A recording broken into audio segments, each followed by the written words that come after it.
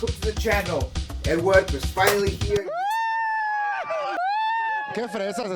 Yes, I've been trying to get this channel running for a cool minute, but I'm sorry guys. It is what it is though. Official first video review is going to be over Castlevania Bloodlines. Before I begin, a lot of you are wondering, what the heck is your channel about, right? Everything about like 80s pop culture, stuff like that, like games that I like. Well, thanks for the start. I'm out of here. And why do you say? The main purpose of this channel is to get to know everybody's likes, and if I'm not the only weird one that likes SNK more than anybody here in the US. Before I get into the channel, I went to Mexico. I went to visit my family over there and stuff like that. When I got there, I was ready to play some Street Fighter.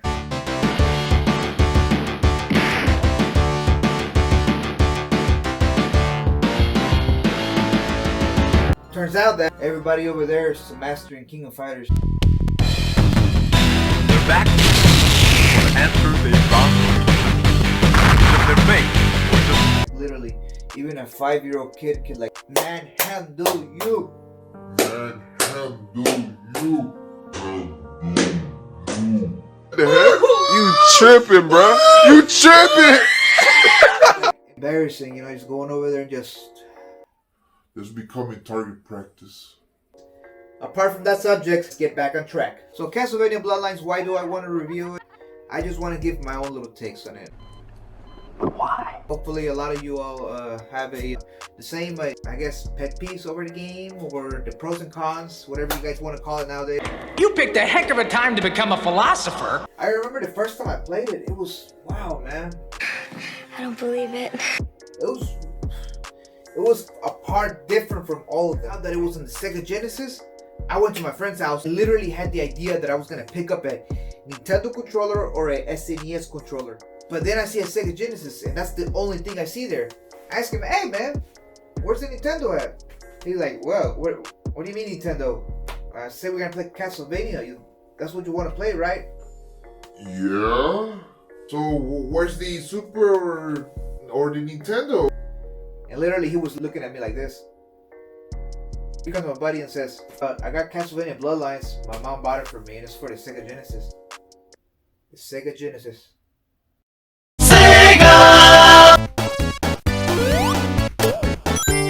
The Sega Genesis, is this a freaking joke or what, man? Must be an accidental tear in the fabric of space-time. Turns out it actually was on the Sega Genesis, and it's actually a really good game. That's why we're gonna cover some of these clips. I needed to buy the game myself when I got older. Literally, how many kids will go to the store and say, hey, I'm gonna get Castlevania Bloodlines because I already have Castlevania 4? It's not gonna happen, man. No, not gonna happen. My parents only allowed me to have 2 games. Like, really? And for those 2 games, they were only for 1 console. When I found out that Castlevania Bloodlines was a Sega Genesis and I was able to play it with my friend, I experienced complete mind blow. Explosion.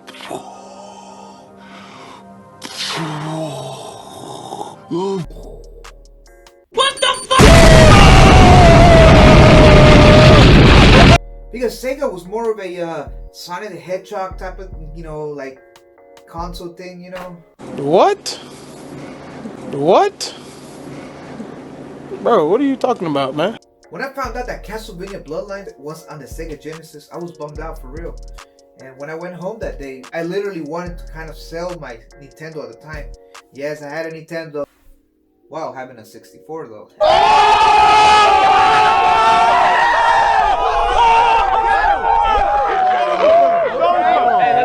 At the end, I was pretty bummed out. When I got older, I wanted to go after those games. Like, there's a lot of old games that came out on different consoles that we never even heard about. Interesante, ¿verdad?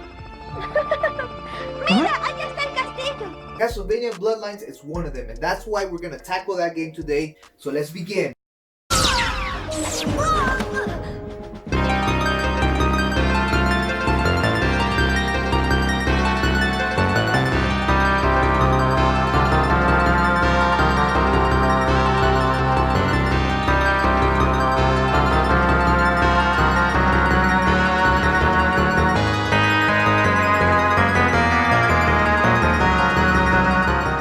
Well, here it is, Castlevania Bloodlines. You're introduced to 2 different characters, John Morris and Eric Lacard. I can't believe John Morris is from Texas. Texas, really? The other character he picks, Eric Ricard, was a guy with a spear, but in this case I'm gonna go ahead and start with John Morris. Pretty basic. No hearts in this game, only jewels. Or rubies. Or rupees, whatever. Wow, this is a little too far there. The game looked just amazing, literally amazing. Go around, relive the nostalgic memories from the first game, like going back to its own roots and saying, yes, we're gonna do things the right way. Except in this game, John Morris is more skilled than Trevor Belmont. And why do I say that? Look at that. It looks like Thor's whip, literally. Took out his belt and started whipping people around. Like, ugh! So literally, John Morris, you could be an Avenger.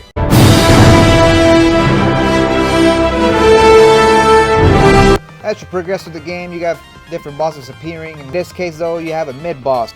Yes, a mid-boss. Kind of like Castlevania Timeless Quest. Is that even a mid-boss in that game, or is it just a boss? After you get through the mid-boss, you're introduced to the second part of the stage. Yes, second part of the stage. As you can see, look at the graphics. Amazing. Beautiful for its time. Beautiful for its time. Beautiful for its time. When you reach to the end of the level, you're faced with the actual boss. Yes, that is a knight wielding a spear and an axe. Holy Jesus. What is that? What is that, Private Pile? Sir, jelly donut, sir! A jelly donut? I always wonder, how could the Belmonts literally beat these things up? Wow, how do you do that? Magic. After defeating the boss, of course, you have to pick up the little beautiful red orb that we have to pick up in every other freaking Castlevania game. At the end of every stage, you're faced with a password system. Just imagine those days when you're really grinding on those buttons and you need a password to stop the game. Here it is, buddy. No more struggling. Imagine how useful this was back in the day. Wow. Oh my goodness. My God. Oh my God. Of course, the game has many stages. Stage 2, I decided to go with Eric Ricard just to introduce to you guys what he can do. And yes, he doesn't disappoint. Amazing character. No offense or anything, I actually thought he was a woman. Because in the previous games, there is a woman, Belmont, and that's who I thought it was. I thought that this was one of the Belmont daughters or something like that. Or great granddaughters. In the second stage, you can see literally that you are going to die if you don't move upstairs. The blue screen you see rising up, that is water. And yes, Eric Ricard apparently is allergic to water. Bro, what are you talking about, man? Bro, I'm out, man. A Belmont, a vampire hunter literally going out to kill Dracula and all his henchmen, is gonna die by drowning in water. You have no time to be screwing around in this game. You need to move your ass or you're gonna drown.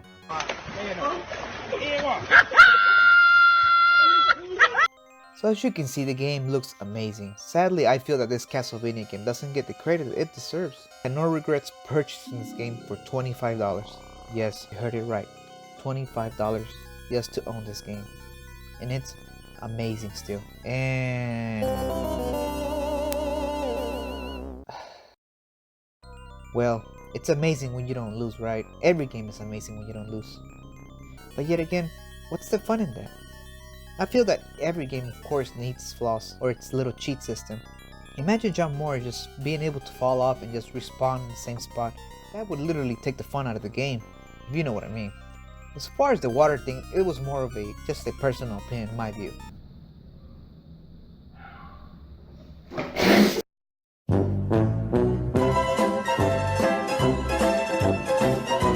After a few hours of playing the game, I get to the end of the stage and here we are. Dracula's bridge to the castle. Bridge breaks up. Oh, look at those graphics. Amazing, man. And just look at this. What the hell's going on? I can't even see myself. It's like literally the game is just astonishing. Just look at that. Oh my goodness. It's like John Morris is tripping on acid or something. Don't do drugs. If you're doing it, stop it. Get some help. Damn, John Morris, man. Damn, man. And here we are, the room before face Dracula. Yes, I'm almost about to die. That is how hard the game has gotten. And I turn to fairy dust. Ugh! After a few tries in the hallway, I am faced with death himself, throwing the cards for me, poker style. Poker face. This part of the stage is very hard. You are faced with most of the bosses you already faced before. Most of the bosses here are pretty easy actually. Few hits and they're dead. After you duke it out with the Grim Reaper, after beating death himself, you're faced with Medusa, which is also Elizabeth Bartley. The heck, man? Huh. Man, that's kind of weird, man. Well, I mean, it is what it is, right? After throwing hands with Elizabeth Bartley, you're faced with Dracula himself. But no, man. And any Castlevania fan will tell you the same thing. You better load up, buddy, because Dracula does not go down easy. When you face Dracula, he has 3 forms automatically. So you better be careful how you fight this bastard. After you beat him once, he's ready for the second round, man, even though you're about to die. In his second form, it's only about skill. The skillful you are, the better your chances leaving here alive. When you reach his final form, you are in hell. This bastard spits fire out of his stomach, man, like he ate 10 tacos or something, man.